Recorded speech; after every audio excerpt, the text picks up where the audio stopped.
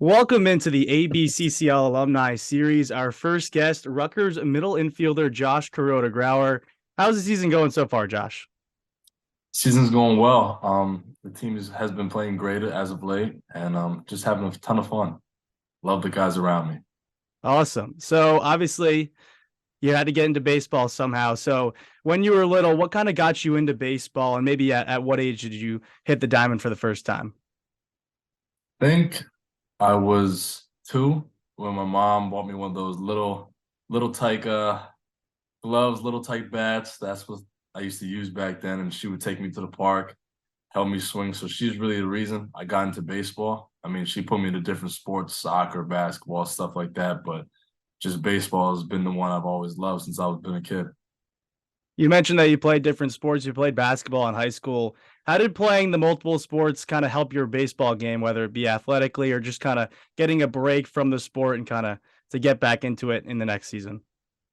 I think just athletically, just the different movements just helps you get stronger in different things. Basketball's a little different athletic wise than baseball, but I mean, also like you just said, I mean, taking time away from baseball really makes you miss the sport and makes you want to be more dedicated once you get back into it. So that really helped me. And then going back to your high school and travel ball days.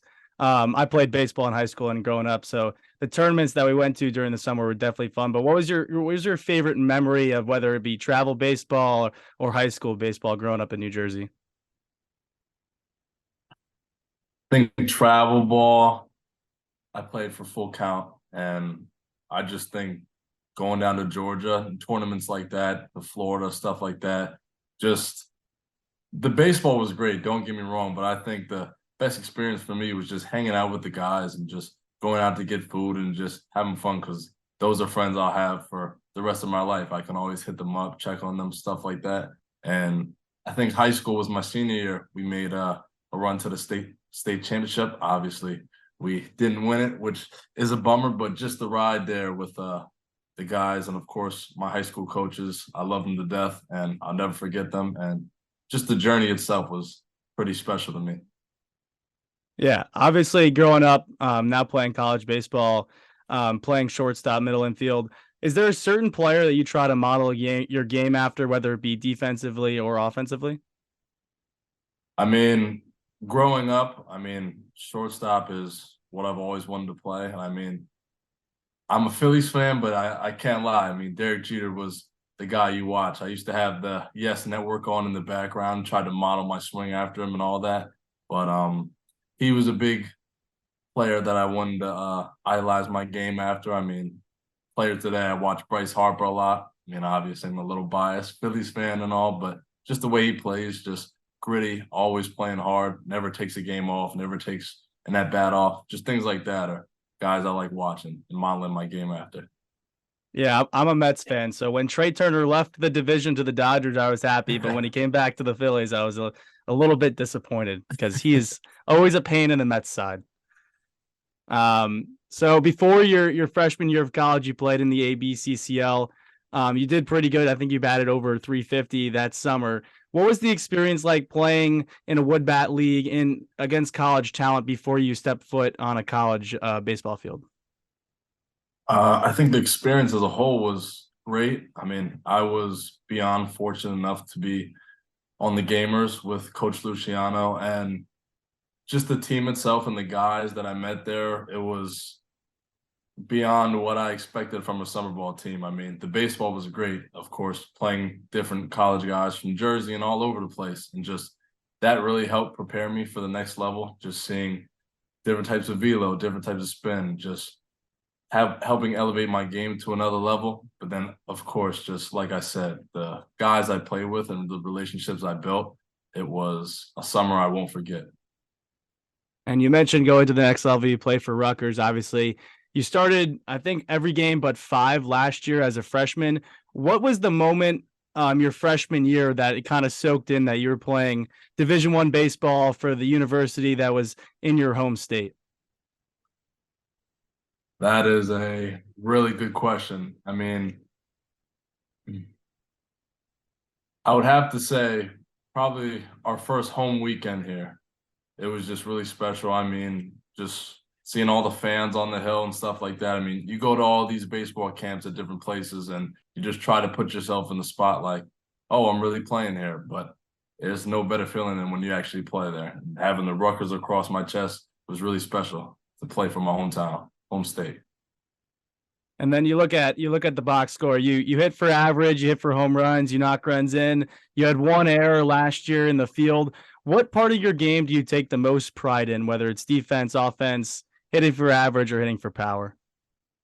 Um, I'll say I take a lot of pride in defense. I mean, as we all know, hitting is one of the toughest, if not the toughest thing to do in all of sports. So that's going to come and go. You're going to have a good day and a bad day, but defense should stay.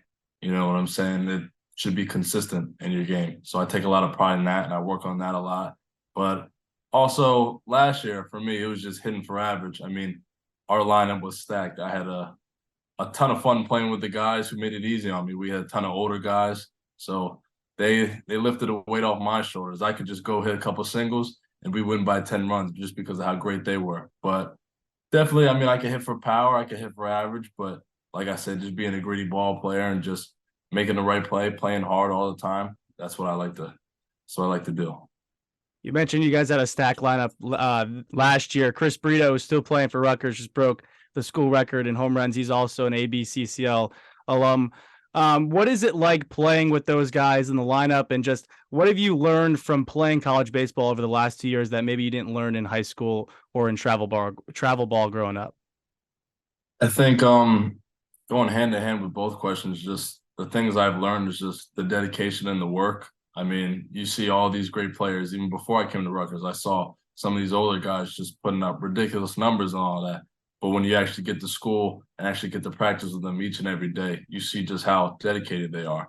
Chris Brito is a great example, just how much he works on his game and how serious he takes it, but also the level of fun he brings into it is something I just try to add to my game because you look up to players like this. And Danny DeGiorgio is a great example of this last year as our shortstop. He helped show me the ropes, and I credit a lot of the stuff and success I'm having this year to him and just the way he went about everything. I try to model myself after him because he was a great leader for us, and it showed on the field for him each and every day.